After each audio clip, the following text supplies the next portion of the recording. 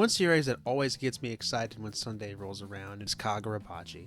The series has just been consistently impressing me week after week, and I sure am glad to say I'm somebody who's been following the series since chapter 1, as it's come a long way since its inception. We've seen it go from the Morbius of manga to a legitimate contender for one of Shonen Jump's best new series, and maybe the most popular new series in quite a while. And I think this can be attributed to the manga's extremely strong beginning. The first arc of Kagurabachi is really something special, and it's quite unlike a lot of first arcs I've ever seen in most modern manga nowadays. And that's what I want to talk about in today's video. What makes Kagurabachi's first arc so special? In his book, Manga in Theory and Practice, Hirohiko Araki, the author of JoJo's Bizarre Adventure, talks about how manga in his eyes is created from 4 fundamental elements plus an artist's artwork. Those 4 elements are a manga's characters, its story, its setting, and its themes. And that it's all of these things combined that make up any given story, from the darkest seinen to the most lighthearted shonen. It doesn't matter. He also states that not every mangaka chooses to focus on all 4 of these fundamental elements to the same degree. I think Kagurabachi succeeds because of the incredibly interesting themes that Takeru Hokuzono chose to explore in the first arc of the series. And when I learned what that theme was and saw the thematic conflict he was introducing, I couldn't help but be impressed and pleasantly surprised. That theme being people's different perceptions of an artist's work. But before we get into that theme, let's have a brief plot summary before we continue. Kagurabachi follows the story of Chihiro Rokuhira, an aspiring blacksmith training under his father Kunishige Rokuhira. Kunishige created 6 magical swords called the Sacred Blades, weapons he imbued with sorcery.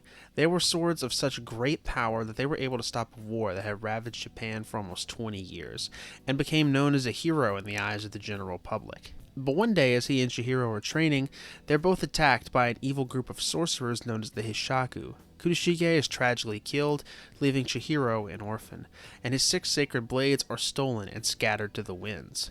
3 years later, Chihiro has taken up the sword himself and become a swordsman, and has decided to get revenge for his father and retrieve the sacred blades that these evil sorcerers have stolen from him. But the theme really makes itself known during Chapter 9, where Chihiro returns to his temporary base of operations after successfully rescuing a little girl named Char from some sorcerers who were trying to attack her.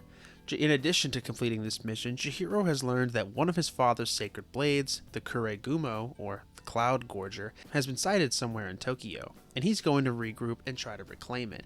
But he doesn't have to wait to find it long, as both it and its wielder make themselves known.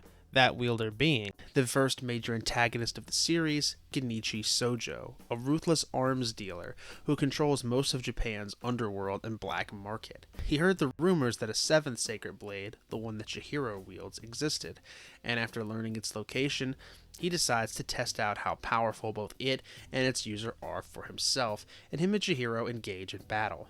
As the battle rages on, it comes to a pause, and Sojo explains that he has a great admiration for Kunishige Rokuhira, and believes that he was an incredible swordsmith of great renown, but he finds it insulting that people see him as a hero, as in Sojo's eyes, the only reason to make weapons is to kill people, to enforce your will upon them.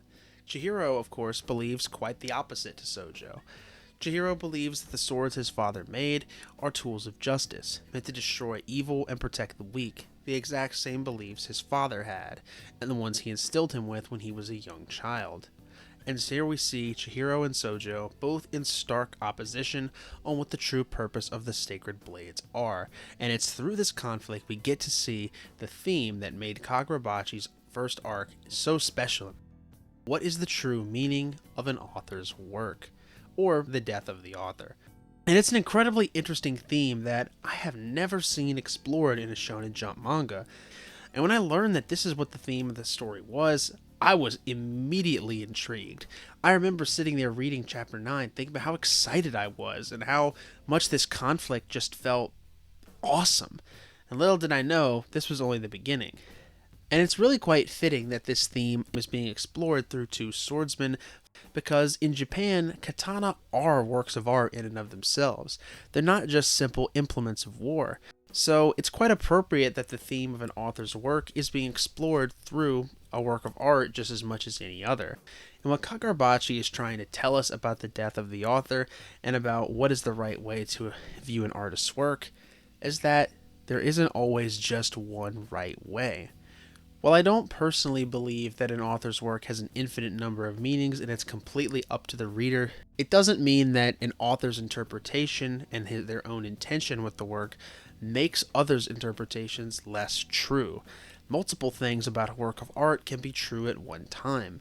And this is something that Kunishige himself realizes, as he tells Chihiro in chapter 1 and 2, stating that he needs to be careful when he gives a sword to someone else, as if a sword falls into the wrong hands, it can be used to take the lives of innocent people, and Chihiro would become complicit in the deaths they cause, showing that he acknowledges there are many ways to interpret his work, even if he disagrees with those ways. It's also shown to us in chapter 2, where he tells Chihiro that the answers they have regarding how the sacred blades should be used aren't necessarily the correct answer, and they'll have to find out the best way to use them together. And that's the thing, neither Chihiro nor Sojo are willing to accept what the story is trying to tell us, that both of them are right, that both their interpretations of Kunishige's work can be true at once. But it's also evidenced in the Sacred Blade's power to take on new abilities that Kunishige never intended for them to have when they're used by other people. As we see, both Chihiro and Sojo spend time with their sacred blades, developing their connection to them. And as their connection goes stronger, the sacred blades take on a more personal form. Chihiro learning a new ability with his Kuro attack, and Sojo basically getting a buff to his sword's already existing abilities that it didn't have before. And what this is meant to symbolize is when an author puts their work out into the world, it's open to interpretation by others, and the work takes on a new life and becomes something the author may have never even wanted or intended for it to be. And I think that's such an incredible way to illustrate that, how in the story, it'll always be different. If someone ever uses N10, for example, Chihiro's blade, it may gain new powers that Chihiro will never get to use because that's how that person interpreted the blade. It formed a unique bond with that person. That's such an interesting way of exploring this theme, and I just thought that was so cool when I saw that in the story. But neither of them are able to see this.